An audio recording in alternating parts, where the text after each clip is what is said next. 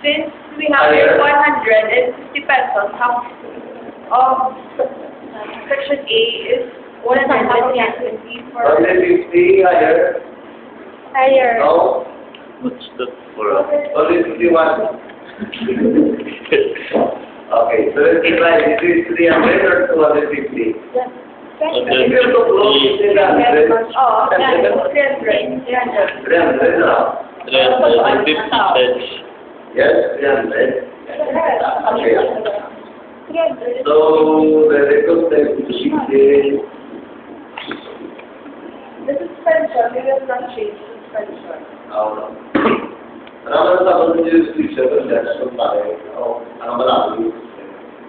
Sa evidence, PPD is the main sanction by its rules. Also, training in initial proceeding the proof respecting the matter of fact.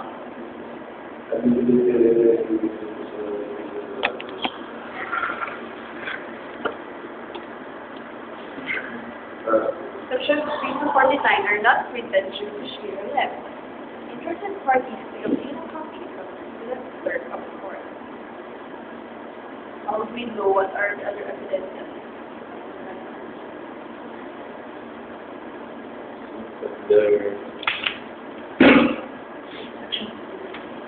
Isn't that their internal rules already, Mr. Chair?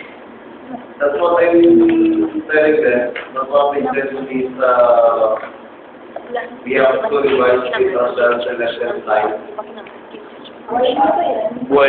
Because we compass also the court rules. It is somehow hampered in the constitution. It's theirs, I guess. Yes. And like example, basically Chong, she now belongs to a party, but then the chief judge, if ever, she'll not win, and she'll apply for the chief justice.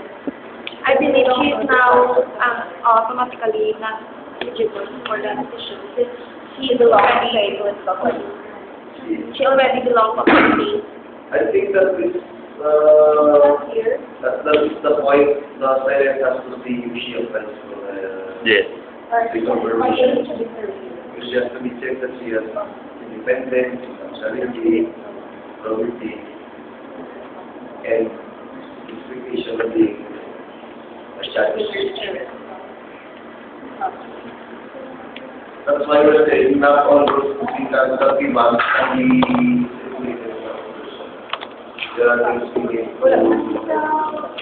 to based on moral.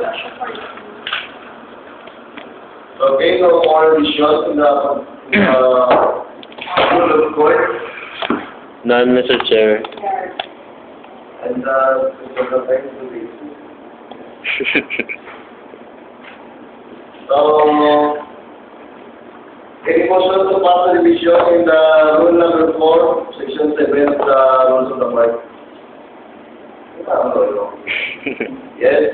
I move to pass the revisions made in Rule 4, Section 7 of the Second Court. I see Candy was. Motion carried. Okay, we are done with the revision of the rule. He Candy Moose. Let's go for the quotation with the amendment in the rules of the court. When in favor of the amendment? Yeah. Okay, in favor of the amendment. We have legislation, seriously, 30 persons. Okay, we have one.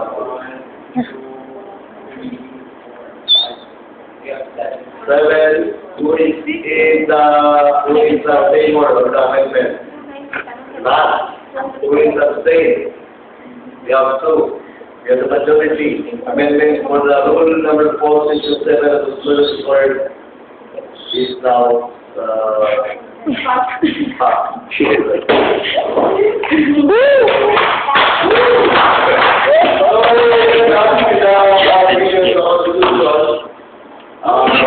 I hope the Secretary in with the Procedures Committee can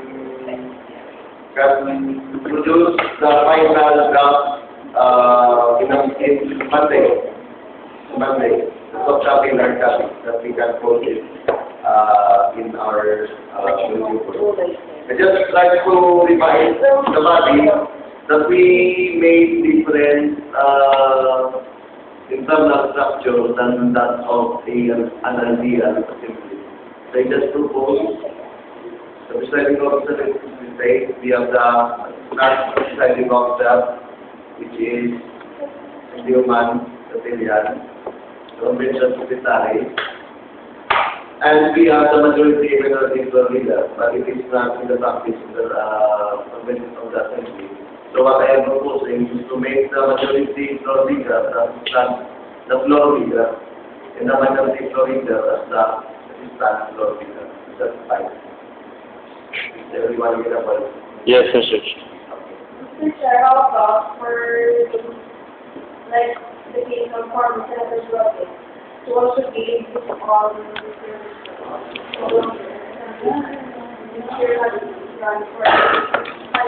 I think we can make the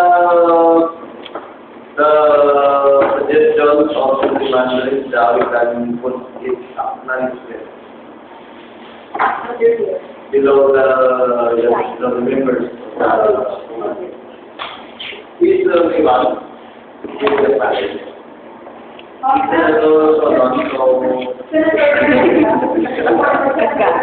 It's also part of the division. So I think we have to just Yes, no. so now we have to It's only Senator Brody to help revise. so what if we put this name of the specialist delegate? If we put another One person, like, it would be a little bit of an info. So, that former senator is now in Senator Bernal. It will be sila now. They were part of the Senate, they were part of the So if that's the case, we have to give acknowledgement as well to former Senate President Christian Signoron and all the rest of the senators.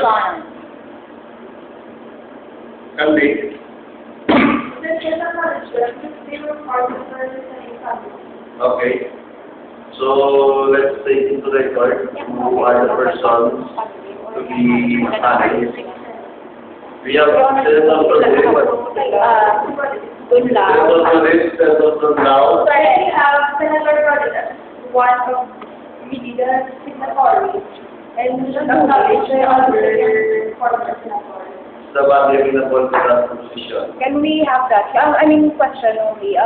Would not it conflict, the number of votes we have, how we determine the quorum? Because I think it would matter if we're gonna add him. The quorum is like gonna be 10 instead of 9. So we have to put him all together in the management. No? Not with conflict. And why don't we just put their signatures in the acknowledgement as well? Just with Mr. Chair, also we have chairman of the Comelec, chairman of with him is Charles Omelec, the former Senate President, the majority leader, Senator Lao, minority member, Senator Manila. Also, Could be. He was instrumental. It was historical. actually, ayaw ko nun because we started the revision niya. That was second sem of the after we ran to the position that was March. We started this March before the academic year starts. So no. Did you participate in your... No. Yes. For easier, that way. I'm gonna enumerate all the senators, and then you tell me if we're gonna put them on acknowledgement or the signatory. or scrap them out. Joke. Jerome Velasco. J.R. Dunlao, acknowledgement. Perfect Malunes, present. Christian Signoron, acknowledgement. Sorry, si PJ Planta, Brodet. What about Roger? If he didn't vote, so Acknowledgement. He's acknowledged. Paul Alan Inigo, Senator, if Assembly Malinigo did not attend the full session, half the session only, during a recess. the same with Senator Assembly Pagbanwa. So, They didn't attend the full session. Committee see the book. There are so many members in the committee. And they're having I think if you have less than a number, it can be used against the committee. If you are not good number, So how about the cloud? I think with Allen will be added. in the Yeah. Magbanwa. Banwa, Denny as Happy, Kelvin, Liza. How about the cloud? Side or Never. Yeah, because Put her in the acknowledgement. let's just put down the question. Anton, acknowledgement. Okay, done.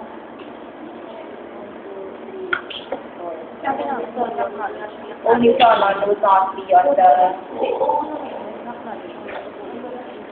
And it's got 1, 2, 3, 4, 5. Yes. I hope this will not offend other assemblymen. But who should be acknowledged? The one who has asked, or just be acknowledged because You're a senator. they're part of the Senate? Because, I don't know, Mr. Chair, because it's an insult for me. For those dictators that are having their say.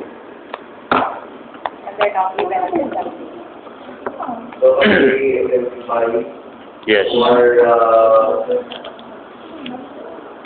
So I would reiterate the names of those who would be on the acknowledgement list only. okay. J.R. Dunlao, Christian Signoron, Demosthenes Brodet, Liza Gatuslao, and then Don Varela. 5. just acknowledge project. So, out of 5, what is the project? Did the solicitation It depends on the body though. If they want to put those people in the acknowledgement, it's okay because it's a democratic agreement. So if it's a majority to put them in there, and if it's only me who objects, then it's okay. The body has to decide if they want to put those people in there. Because